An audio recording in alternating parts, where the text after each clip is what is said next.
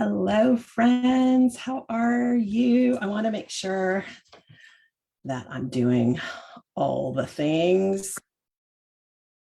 I'm actually going live from my Zoom on my Facebook, and there I am. I'm there. So awesome.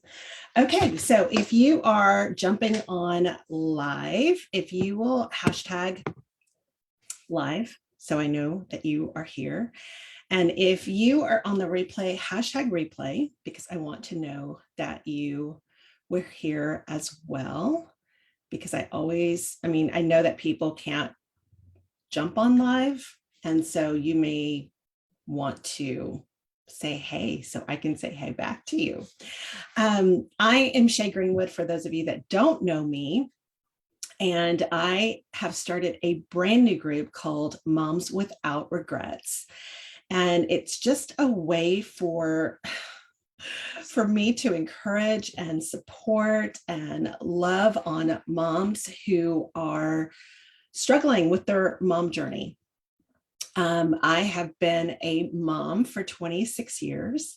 I have 5 children that are 26, 24, 22, 21, and 11. Yes, God has a sense of humor, all by the same dad. And so that's an inside joke, because if you look at my children, anyway, that's a whole nother story. And so I'm on the other side of motherhood, almost. Like the 11-year-old is in the 5th grade, and we just put him in school just this year for the first time ever. I'm a homeschool mom, so I homeschooled all of the others. The 2 girls graduated from homeschool. The 2 boys after them, they actually went to middle school in the 7th and 8th grade, and then graduated from a public high school, local public high school. And then our 5th child just entered in public school. So I've been mommying for a long time. And I feel like I've been with my children 24 hours, 7 days a week for a really, really long time. And I cannot believe I'm on this side of it. So I'm going to be sharing with you a roadmap to being a mom without regrets. And I'm a little bit nervous, you guys, and I'm nervous because I want you to get the support and encouragement that you need. And I'm emotional, a little bit emotional this morning, because I've just been talking to moms, or they've been sending me messages about the struggles that they are in. And reading about them just brings back just the hardness of being a mom. Motherhood is hard. It is so hard. And I just want to encourage you that you can make it, and you are going to make it, and you can be a mom without regrets, without guilt, without shame. And I'm going to share with you just what the Lord has given to me over the past 26 years to help me to know what he would have me to do. And every single one of us is different. We all have different personalities. We all have different strengths. Our families look different. But what I know for sure is that when you ask God for wisdom, when you don't have it, he will give it to you. And so I want to teach you how to hear from the Lord about your family. And so that's what I'm going to share with today. I'm going to share with you 2 steps of the 7-step process in that. And so I'm going to share with you about that in just a second, but I'm going to share with you first just a little bit of background, just a little bit of my story. And I did not grow up as a Christian, and everything that you're going to hear from me is about Jesus and the Lord, and how he has orchestrated this life that I've lived. And so I did not grow up as a Christian, didn't grow up in a Christian home. My mom listened to gospel music on Sundays, and we cleaned up to that gospel music, but we did not go to church. We didn't have a relationship with Jesus. It was not anything that we even thought about or talked about. I had experiences with kooky aunts who, they were the kooky aunt that loved Jesus. But that's pretty much it. And I grew up in California. My dad was in the Air Force. Before that, we moved to DC, and then we moved to California after he got out. And my parents ended up divorcing when I was 10 years old. And just to kind of sum up just the chaotic family experience, it was chaotic and it felt unstable. And my parents fought a lot. And so when they divorced when I was 10, I was happy. And I was just happy because I knew that it was just going to be the end of fighting and feeling like things were unstable. But things were still unstable after my mom was a divorced mom of 3 kids, and she struggled to make ends meet. She was always mad at my dad. And I come to find out later, my dad was in and out of jail since I was 10, up until probably 4 or 5 years ago. So that's a long time. And I've been in and out of relationship with my dad, and he's now a recovering drug addict and alcoholic. And he's on the other side of that now. And we actually, are talking now and spending time. He has spent some time together with my sister and his extended family members. And so we're on the other side of that. But I'm 53 years old. So it's been a journey with parents who only knew how to do what they did. They did the best that they could with what they knew. So that is basically the foundation of where I've come from. I went to 7 different elementary schools. That's how unstable our life was. I didn't know how to be a mom, a Christian mom at that. I gave my life to the Lord when I was 23. Then I met Roosevelt, who's a preacher's kid, and we started a family. And I remember being pregnant with my very first baby, Bria. And I remember crying over being pregnant with her because I knew the Lord, but I didn't know God's word. And I wanted that to be the center of my relationship with her and with my husband. And I didn't know as a mom how to do that. And I didn't have an example. And so I want you to tell me, like, how many children, put that in the comments. How many children do you have? And tell me just a little bit about you, because I want to know about you. And what struggle are you dealing with right now that you wished were not there? That if I could wave a magic wand, or if we can just pray for a miracle for you, if you don't mind sharing that, I would love to know that as well, because we all have a story to tell, and we all are dealing with circumstances that are outside of our control. And so I want to help you to process through that. And hey, Janaire, what's up, girl? I see you. Hey, Tanya, what's up? I'm just now seeing comments. And Laura, what's going on? Okay, so tell me a little bit about you and maybe what your mom's struggle is, because for me at that time, it was how do I parent based upon the experiences that I had? I don't want to repeat that. And I was scared. That's why I cried, because I was scared. And then I felt a peace over the fact that the Lord would help me. I didn't know how, didn't know what it was going to look like. But there are some things that I started doing that really helped me to get on the right track and to get on the right path. And that's what I want to do for you, is I want to help you to realize that we can't control our past circumstances, but there are things that we can start implementing that will help us to be the mom that God has called us to be, especially if God has called you to a career or a business, that you are capable of being successful at both. You can have a successful career, successful business, and you can parent children and point them to Jesus and raise kingdom children. And so I want to be your coach in that. Everybody needs a coach, you guys. I have been hiring coaches for the past 6 or 7 years, and I know that that has helped me to go further faster when you have a coach. So I'm your coach over the next couple of weeks. Well, today, and then next Tuesday and next Thursday, I will share with you the rest of the roadmap. So let's dig in. Grab your pen, grab your paper. I'm going to share with you just some things that I think are going to be super helpful to you.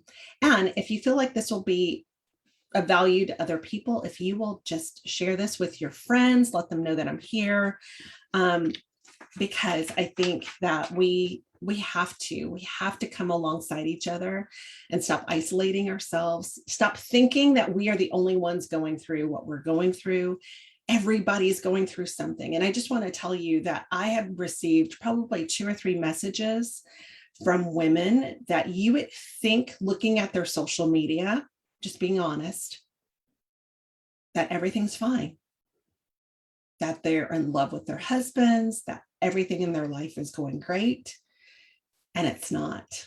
And nobody knows that. And that makes me sad, because we're living out of integrity when we're painting a picture that everything's fine on the outside, when we're struggling on the inside, and we feel alone in that. And I want you to not feel alone anymore, because everybody's going through something. So I want to talk first about mom guilt, because I think that that is something that we all struggle with so much. And guilt ruins relationships. I just want you to write that out in big letters. Guilt ruins relationships. I've experienced that with a mom who has felt guilty. And you're always in your head when you're feeling guilty. You're constantly thinking, constantly going over past mistakes, past problems, all the issues that have happened in the past. And then you're acting out on that, and nobody knows what's going on with you. And we have to stop it. We have to figure out how to put that back into perspective. Mom guilt is a real thing. If you experience mom guilt, will you put a 1 in the chat so other people can see that you aren't the only one? I experience guilt. The way that I look at experiencing that guilt, it's like, just like the roadmap that I'm going to give to you, that guilt is kind of like a blinking light, or a light that turns off on your car dashboard. Anybody have any lights on their car dashboard right now?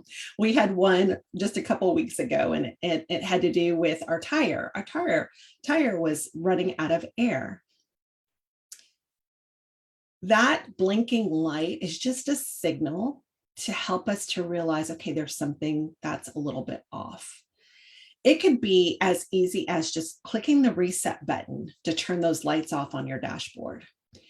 But it could be something a little bit deeper. And that's where my roadmap will help take you through. Okay, there's a blinking light going off in my parenting, and I'm feeling guilty in this area. Okay, what is that? What do I need to do to deal with that? And so I'm going to help you to think about guilt in that way. So guilt is when you feel responsible for something, and you're feeling like it's a specific wrongdoing that you did, that you've done something wrong. And did you know that moms can feel this way even when it's not true? Like it's not true. It's not something that's real. Like you didn't even cause it. But Satan has this way to make you feel guilty over something that you have no control over, something that you did not do at all. And it's ridiculous. Like I feel like it's ridiculous for us to feel that way. I have felt that way. If you have an example of that, like you have felt guilty over something that you didn't do, put a 2 in the comments. My son Adam suffers with allergies.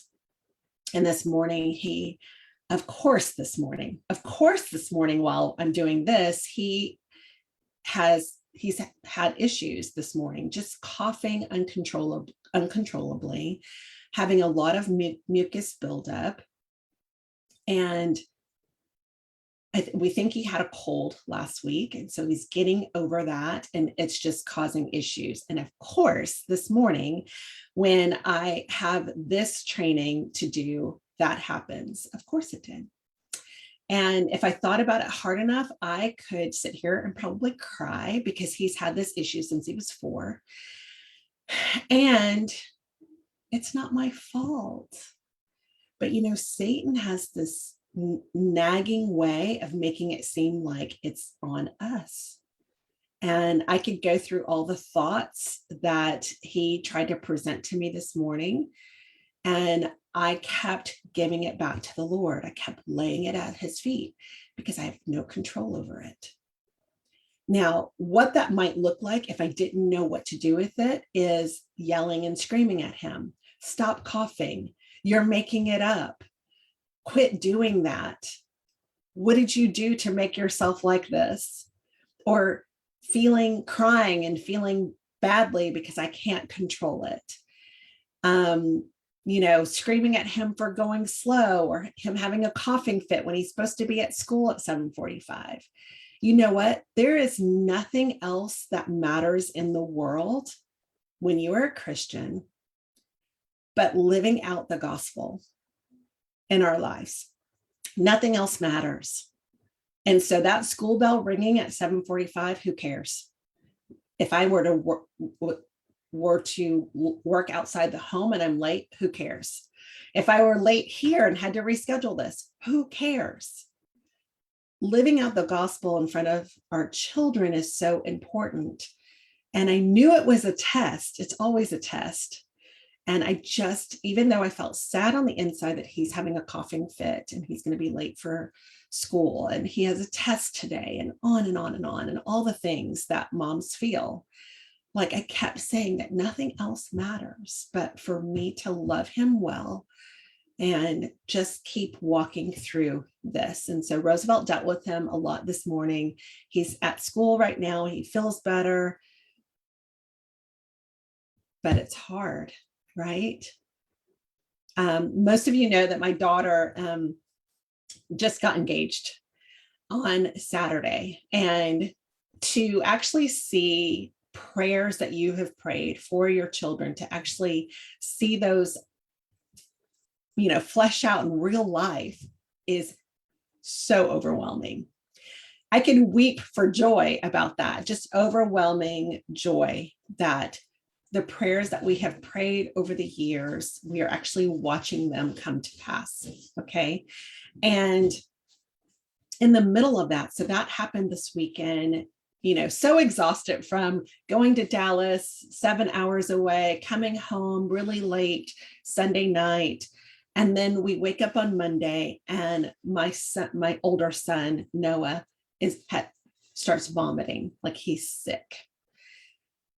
And I sigh, because isn't that life? Like, you deal with something that's so beautiful, so great, so joyful. And then in the midst of that, life happens. If you are dealing with struggles right now, put a 3 in the chat. Like, if you're in the midst of turmoil and struggle and overwhelm and uncontrollable circumstances, put a 3 in the chat, because we are all dealing with that. And when I knew that he was sick and he wouldn't stop vomiting, like that lasted from 6 o'clock in the morning until 4 or 5 o'clock that night, we finally went to the doctor. I get to the doctor's office, and I'm registering him so we can be a walk-in. And he looks up and he said, "We're at the doctor's office." And I said, "Yeah." He said, "I thought we were going to the hospital." I'm like, "Well, do you need to go to the hospital?" And he said, "Yes." And I said, "Let's go. Let's go to the hospital." So we went to the ER, and got him in. He threw up while we were in the triage. Thankfully, his dad gave him a bucket. So he threw up in the bucket. I mean, and I'm thinking about you. I'm thinking about doing this training and helping you to be a mom without regret or guilt or shame. And I thought about just the struggles that we are going through as moms every single day. How God has called us to all of these things, and we are overwhelmed, overworked, distracted. We're not healthy physically, mentally, emotionally. We don't understand how to put things back into perspective so we can have the right frame of mind. And we're just trying to push ourselves through the day. I've had those days where you're just pushing yourself through the day and you don't know if you are going to make it through the day. And I just kept thinking that, okay, so what do you do when life is like this? And that's why there's this roadmap that I'm going to share with you, because we need a manual. Like, where's the manual? I didn't have a manual when I first started being a mom. And I wished that I would have had someone come alongside me to help me to put things back into perspective. And the number one thing that I can tell you that is so important as a Christian mom is to learn how to pray. And I will help you to do that. I'm not going to do that right this second, but that's all I kept doing. Not all I kept doing. It's the thing to do is to pray, God, help me. Just saying that makes a difference. Lord, I can't do this without you. Just saying that makes all of the difference in the world, that I can't do this, but you can. And so when you think about mom guilt is exhausting, you guys. It makes you feel ashamed. Like if you're not putting things back into perspective, you are remorseful because you've acted out in anger. You've yelled and screamed at your kids because on the inside, you're feeling guilty for whatever it is that you're shaming yourself about. We deal with moms suffer with performance-based identity. You know what that is? I'm going to define it for you because I think it's so important for us to know what that is. And it is, getting to the definition, hold tight for just a second. It is when a person, because I want to get it right for you. It says when a person not only knows that they excel or at the other extreme are completely inept at something, but they feel fundamentally defined by their level of performance. So as a mom, if most of us suffer from a performance-based identity, what that means is that my identity is solely based upon how I perform as a mom. I want you to let that sink in for just a moment. Do you feel that way? Like, put a 4 in the chat if you ever feel that way, that everything is based upon how you perform, because I certainly have felt that way. I mean, I have a huge achievement drive. Like, of course I have felt that way, that everything is based upon how I perform, how I get the laundry done, how I get the dishes done, what my house looks like, how I cook, and if I'm providing meals for my family every single day. Everything is based upon how I perform. It's also based upon how my kids perform. Like, I'm a great mom if my kids do XYZ. And I have great kids. They are not perfect, but on the outside looking in, everybody says to me all the time, how are your kids so XYZ? I'm telling you right now, it's not based upon me. It's based upon who God is and how he worked out these things in their life. And he did it. And the roadmap helps you to know how to apply his principles, his vision for your family.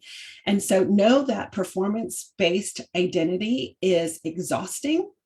When you're constantly thinking about how you perform, it's exhausting, it's stressful. If you operate out of guilt, that causes high blood pressure, gastro um, gastro diseases internally, because you're dealing with your stomach, ulcers, stress, and everything that goes along with it. People who have this performance-based identity, you only feel good when you perform well. So think about that as a mom. I mean, how do you ever feel good if you're constantly thinking that you only feel good when you are performing? I mean, there's some weeks, you guys, where we don't feel good, like as a woman, right? Like if we're judging ourselves based upon that week in that month, I mean, it's horrible. It's a horrible feeling. And that is being projected on our family because we're constantly feeling that we're not performing that week. Y'all know what week I'm talking about, right? We also feel a loss of joy. We feel isolated from meaningful relationships because if I can't perform, then I'm just going to go into hiding. I'm just going to isolate myself. We attempt to control every aspect of our life, and it's outside of our circumstances. I was talking to a mom just this morning about her feeling more concerned over her kids' grades than they are. You cannot care more about their grades than they do. You have to let that go. And I know that that's a thing in this world, that grades are important, but nothing's more important as a Christian mom than the gospel and living that out in front of your children. And if you're screaming and yelling at them about their grades and they really don't care as much as you, it's for nothing. Like you're just screaming and yelling and it's falling on deaf ears. And yeah, there's things that you can do to try to get them to care more, but you can't care more first. Screaming and yelling it's not effective to get them to care more. It provides ruined relationships. And we care about their grades because what are people going to think about me as a parent? I'm not performing well as a mom if they don't have great grades. And so on and on and on. We sabotage relationships. We self-sabotage our success. Whatever's happening in the home, you can say what you want, but it's impacting your work life also and other areas of your life as well. And so, and then what happens with this performance-based identity is that we blame other people because we think it's our fault, but we start blaming other people and making up excuses for whatever's happening in that situation. And so, like I said, guilt ruins relationships. So, okay, I have 15 minutes left because I told you I was going to be here for 45 minutes. I want to honor that time. If you're getting value out of this, put 5 in the chat or just say value in the chat because I want to make sure that I am presenting this clearly to you so you can feel supported and encouraged. Also, at this point, if you have questions, put those in the comments. I would love to be able to answer your questions after we're done, or even tomorrow. I can come back and answer the questions that you have in the comments. So please comment below any questions that you have. Okay, a roadmap for a mom without regrets. Thank you, Tanya. Thank you, Janaire. Hey, Renee. How are you, girl? Okay. Oh, you are so welcome, Nicole. Okay, so I'm going to share with you the first 2 steps in the roadmap. I literally can do this. I mean, like this could be a whole week's worth of training. And so So just know that I have to kind of cut it short because of time. So the first step on the roadmap is God's vision for your life. So write that down. God's vision for your family, God's vision for your life, God's vision for your family, however you want to word it. A lot of people don't realize that the family is the center of God's plan for joy and progress for his children. Like, God created families. He created Adam, and then said to himself, it's good for man not to be alone. And so he created Eve. And so we see just from the beginning that he created a family. And so families are crucial. They are the center of what we are, who we are. And so Proverbs 29:18 says that where there is a vision, the people perish. And so if you think about that, do you have a vision for your family? It's so important. That's one of the things that was given to me to think about for my family. What do I want them to be? I knew what I didn't want them to be. I didn't want them to have a mom who was angry all the time. I didn't want them to have a mom who fussed and criticized and complained all the time. I didn't want them to have a mom who disliked their dad. I didn't want to have a mom who did things that were not appropriate things. I didn't want to repeat what I grew up with. And remember, I love my mom and my dad. They did the best that they could with what they knew, but I did not want to repeat their behaviors. And I didn't know how to do that. And so, what is God's vision for your family? And every single one of us is different. And so you have to figure out what that is for you. Without a vision for your family, everybody in your family will make up whatever it is that they want to see happen for their family. There were things that in our family that we didn't allow our kids to do. One of those things was, generally the rule was no overnight sleepovers. That was just because I can't control what's happening in someone else's household. Did they have sleepovers in extenuating circumstances? They did, but we, for the most part, just didn't do sleepovers. And that was difficult. It was difficult to do that, especially when the kids started going to school, because everybody does sleepovers. Everybody sleeps over everybody's house. And we just didn't.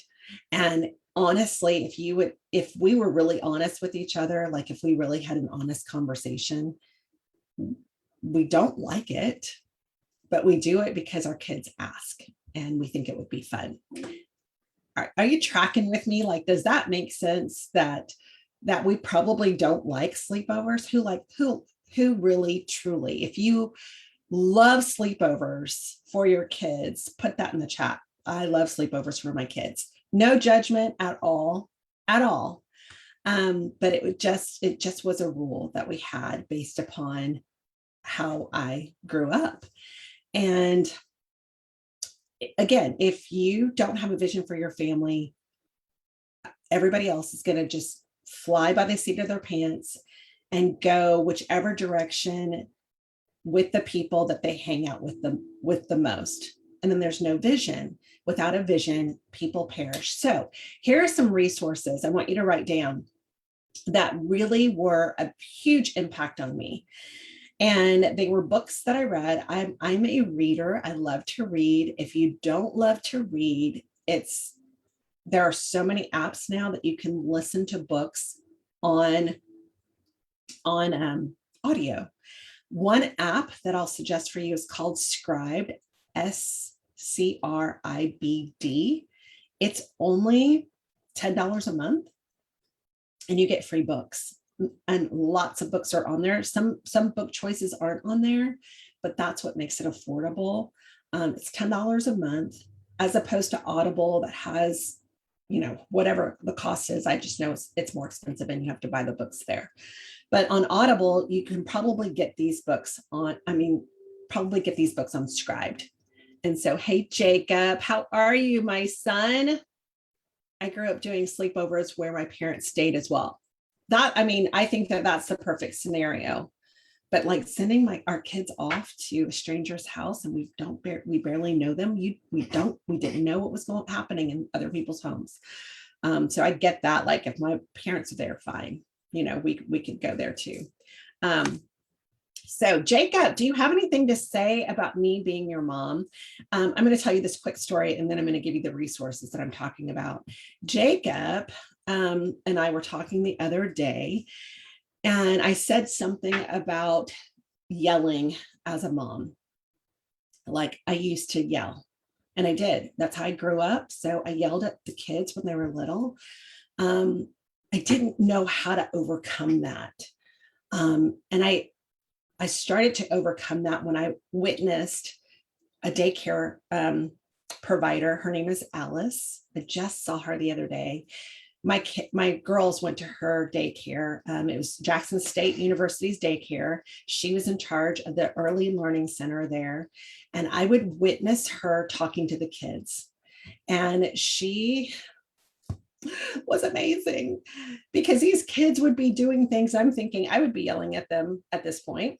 And she would say, "You may not." And she would just redirect them.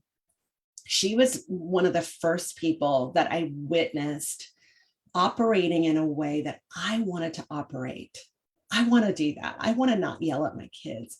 And I asked her, "How do you do that?" She's like, "I just redirect them." And she never said no. She said, "You may not.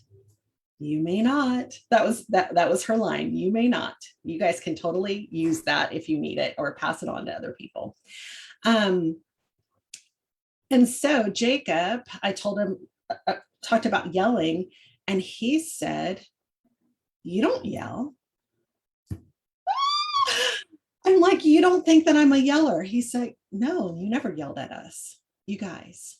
That is only through the power of the Holy Spirit that is even possible." That, first of all, that I did yell, he just doesn't remember. And now that we're older, he looks back and he doesn't see his mom as a yeller. You guys, that is a miracle straight from God, that the Lord gives us the power to be able to overcome our bad habits. He does. He gives us the power to overcome that. Paul in 2 Corinthians chapter 12 is asking for the Lord to get rid of the thorn in his flesh. And he begs him 3 times, "God, please take this away from me. Please take this away from me. Please take this away from me." And finally, at that 3rd time, the Lord basically told Paul, and I'm paraphrasing, "Don't ask me again. Do not ask me to take that away from you. My grace is sufficient for you." So even if you do yell, just know that God's grace is bigger than that. While you're working through that issue, God's grace is bigger than that. He can wipe away our kids' memories so they don't remember. But what Paul said was even more powerful for me personally, because he then said, "Then I will boast in my weakness. I will boast in my weakness so the power of God can be known." And so again, that yelling is just a blinking light, because you're going to feel guilty when you yell. That's a blinking light on our dashboard of our car that says, "Okay, I need to deal with this." And how do I deal with this? Only through God's power can we even overcome that. And Jacob said it. I can't remember another child. I think Bria said it also, that they don't know me as a yeller. You guys, that's incredible. And if the Lord did that for me, he can do that for you also. I also used to use foul language, like the F word was a a part of my language. A lot of people are like, what, you? Yes, me. That's how I talked. I talked just because everybody else talked that way. So I used language that was just not appropriate. And then when I was pregnant with Bria, I told you I wanted to be a different mom, and I didn't know how to do that. And so that's just another example that I don't use language like that. The kids haven't heard me use language like that towards them at all, ever. And only the power of the Holy Spirit is that even possible to be able to overcome that really, really bad habit that I had. Okay, time is moving. Okay, write these resources down. Voddie Baucham, Voddie Baucham. These are resources. These are books that I read in the very beginning of having children. He wrote Family Driven Faith, an incredible book. What I learned from that book was that I did not have to be in church every single time the church doors opened. My ministry was in my home. And I'm just telling you all of these things. When I say my and I, and just include Roosevelt in that, because there's no way that our family is the way that it is without him being the head. And so I just want to make that little commercial break. So Family Driven Faith, go get that book, write it on your list. It helped me to realize that ministry happened in my home first, not the four walls of the church, but in my home first. Andy Stanley, and I'm going to talk about this within our time together this week.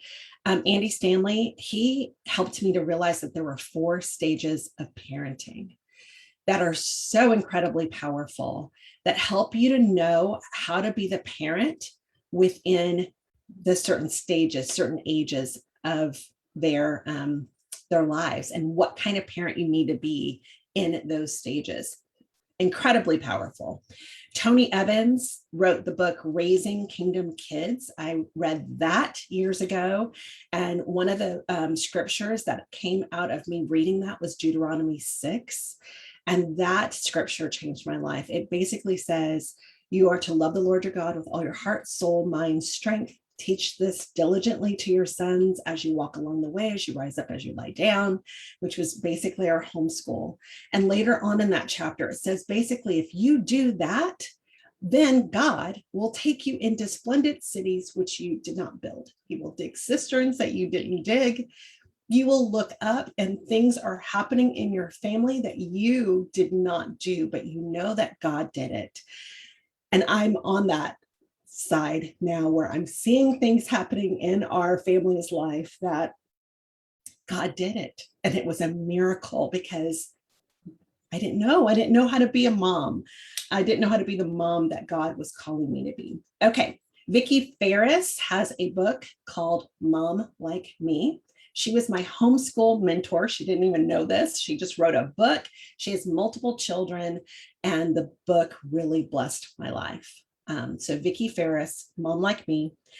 Carol Ladd, and I'll put all of these in the chat for you guys, so you'll have access to this as well. But Carol Ladd, she wrote a book called The Power of a Positive Mom.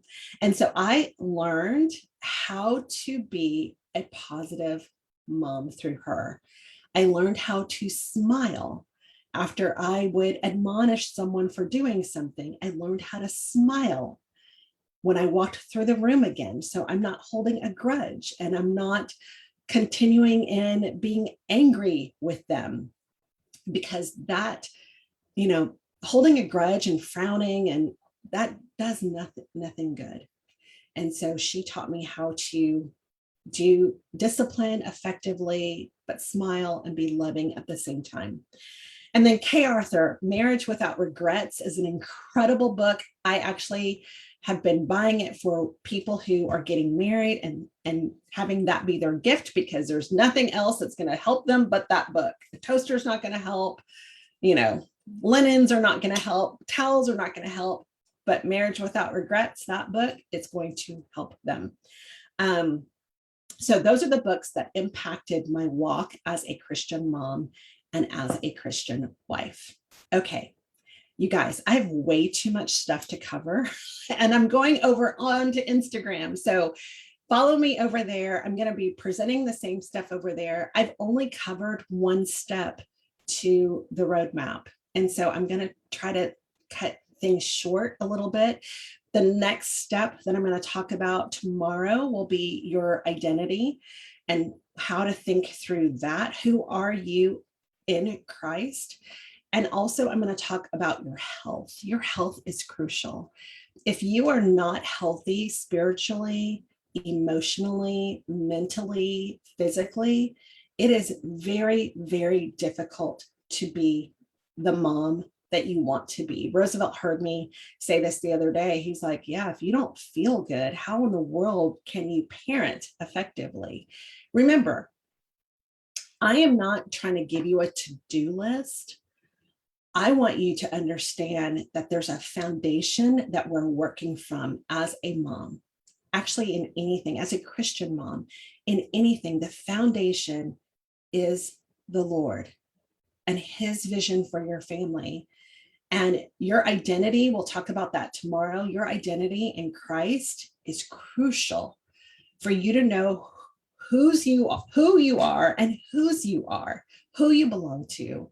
And then also your health. Like if you're not healthy, it's difficult. Remember, I talked about how sometimes we feel like we're pushing through the day.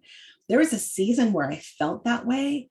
And it was one pill, one little supplement that made a huge difference in how I was feeling. And I'll share about that tomorrow. So if you got value, #value for me in the comments. Ask me questions. If anything comes up for you today, come back here and comment and ask questions.